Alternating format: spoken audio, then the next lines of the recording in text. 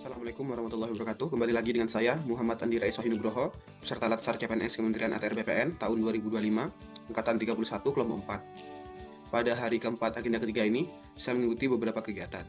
Kegiatan pertama yang saya ikuti yaitu kegiatan sinkronus yang masih dipandu oleh Bapak Dr. Handes Arwin Basso, MMQRMO QRMP, di mana pada pembelajaran kali ini, Bapak Arwin Basso menjelaskan beberapa hal.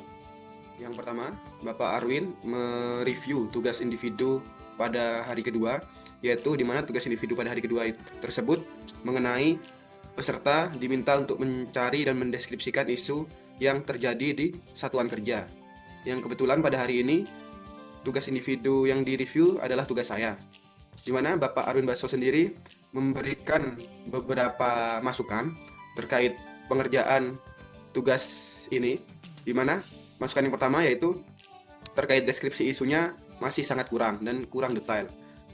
Di mana Bapak menjelaskan terkait deskripsi isu minimal harus berisi data dan fakta, kemudian perbandingan kondisi aktualnya bagaimana dan kondisi yang seharusnya itu bagaimana, kemudian dampak apa saja yang dapat terjadi apabila isu tersebut tidak ditindaklanjuti, kemudian siapa saja pihak-pihak yang berhubungan terkait dengan isu tersebut. Selanjutnya, keterkaitan isu tersebut dengan agenda 3, yaitu manajemen ASN dan smart ASN. Dan kemudian yang terakhir, kaitan isu tersebut dengan tugas dan fungsi jabatan fungsional. Di mana tugas dan fungsi jabatan fungsional sendiri terdiri dari 3, yaitu kebijakan, yang kedua tenurial, dan yang ketiga pengembangan pertanahan. Pada diskusi ini juga Pak Arwin memberikan masukan untuk deskripsi isu harus berisi fakta, di mana tidak boleh hanya gosip-gosip semata dan harus didukung dengan bukti-bukti yang jelas. Bukti-bukti yang jelas di sini maksudnya bisa berupa foto kondisi aktualnya bagaimana atau data-data statistik yang dapat ditarik melalui KKP dan sumber-sumber informasi lainnya.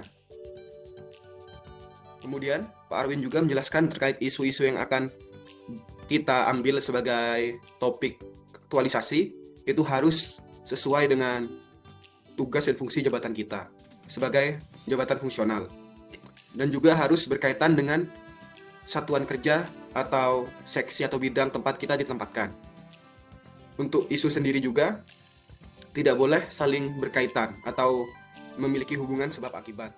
Setelah banyak berdiskusi terkait pemilihan isu untuk rancangan aktualisasi, Pak Arwin melanjutkan pembahasan mengenai kecakapan digital ASN dalam organisasi, di mana seorang ASN dalam suatu organisasi harus memiliki beberapa kecakapan digital, yaitu yang pertama, literasi digital dasar, yang kedua, terkait keamanan cyber, yang ketiga, kolaborasi dan komunikasi digital, yang keempat, pengelolaan data dan analisis, yang kelima, pemanfaatan cloud computing, yang keenam, kecerdasan buatan, AI dan otomasi,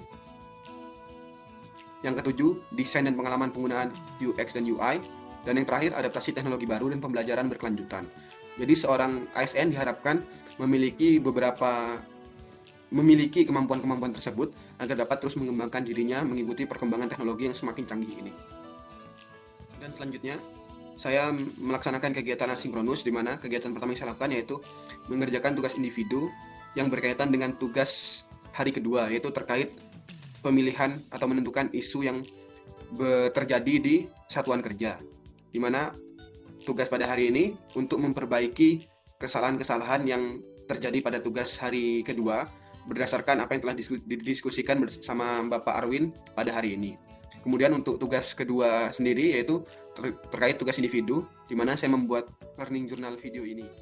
Dan pembelajaran yang saya dapat ambil pada hari ini yaitu terkait kemampuan atau kecakapan seorang ASN dalam memanfaatkan teknologi digital saat ini. Di mana menurut saya kemampuan atau kecakapan terkait pemanfaatan dan penggunaan teknologi digital sangat penting bagi seorang ASN untuk dapat melaksanakan peran, tugas, dan tanggung jawabnya untuk melayani masyarakat. Mungkin sekian video learning journal saya pada hari ini. Terima kasih.